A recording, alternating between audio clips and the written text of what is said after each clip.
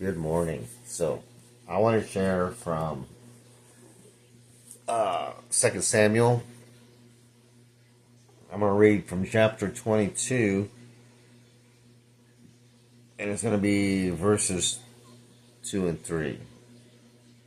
Let's go ahead and go 1, 2, and 3.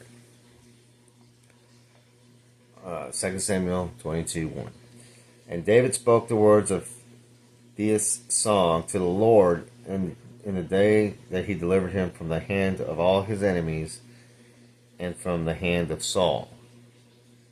He said, "The Lord is my rock and my fortress and my deliverer, my God, my rock, in whom I take refuge, my shield and the horn of my salvation, my stronghold and my refuge.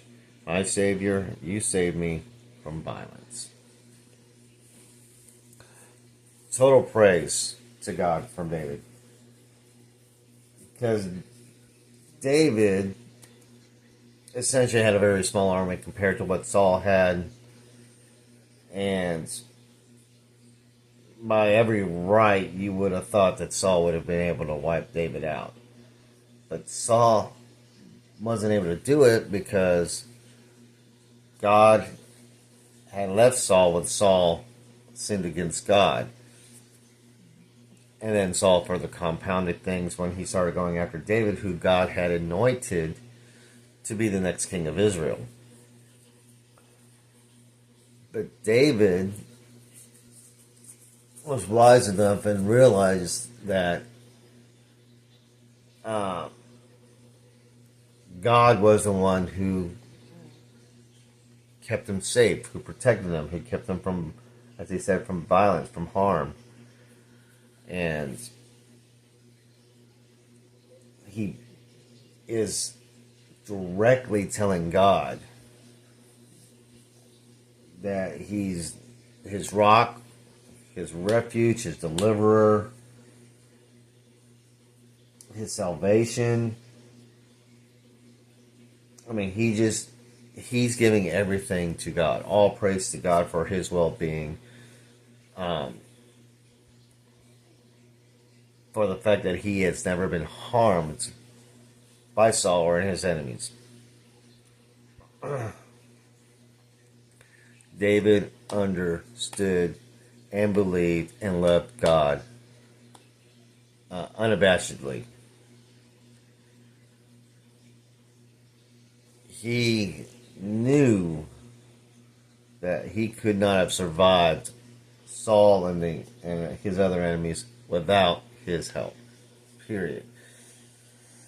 And though today we're not really having people maybe coming after us in violence individually, like poor David did here, but we still have an enemy that attacks us every day and that means to do us harm every day. And it might not just be physical harm, it's more of a spiritual harm that I'm speaking of. And God is still the rock.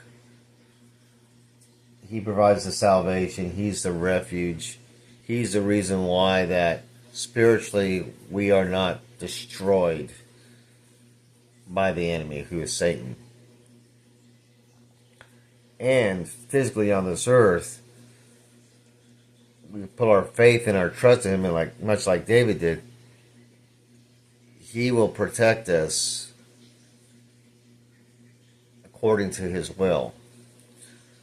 Now, that's not to say that we're going to go through some difficult times or that we may go through persecution, because remember, David during this time, he was being chased, persecuted, ridiculed, you name it, but he never wavered in his faith to God to see him through, to protect him, and to get him out of a bad situation. We need to be like David.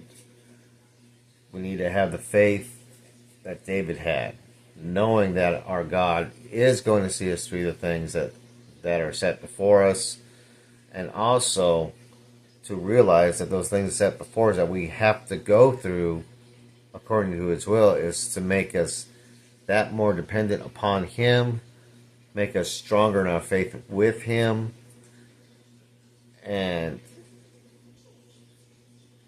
bring out our praise and our recognition and our love for Him, it's all about God. And we're a part in God's plan. With that, I'm going to leave you guys.